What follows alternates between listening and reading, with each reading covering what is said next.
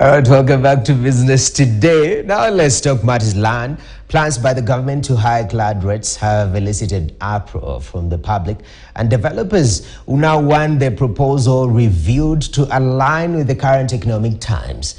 Kenyans who describe their proposal as unrealistic at a time when the country is struggling with a crippling economy and a difficult business environment, called on the government to increase the rates in proportion to avert paralyzing land development.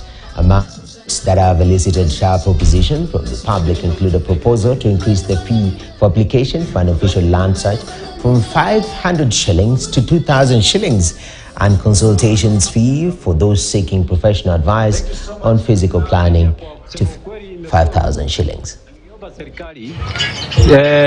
Kwa vile maisha imekuwa ngumu, waweze kuteremsha taxes kidogo, agarau mtu aweze kujipatia agarau hata kama ni plot moja. Ningeomba watuangusie kama vijana wadogo, tuko na watoto wadogo, tungepata wakiangusa hiyo kodi, sisi tunaweza pata mashamba, taitodi tupate, hata watoto wetu wakikuwa wakubwa kama sisi watafurahia wazee wao. Ningeuliza mambo ya kuongeza mashamba, especially vitu kama hizi 50 by 100 land, in fact ni ule mtu wa chini kabisa. Ndio tumeona hapa watu wa motorbikes wamepata plot, watu wale wa mama mboga ambao tuliambiwa ndio watasaidiwa pia wamepata land. Kwa hivyo hapa hata kama ni kuongeza, pengine waongeze kitu kidogo sana. Kile nataka kushukuru ni Wakenya. Wakenya ni watu wanajua kujipanga na wanajua kubalance mambo.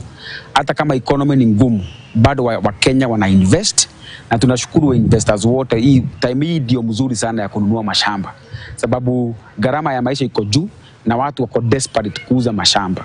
So mtu anataka kununua shamba na hii ndio the best time ya kununua shamba, maana with no short time shamba zita shoot kwa bei. Now let's talk banking. Family Bank, through the Family Group Foundation, is said to spend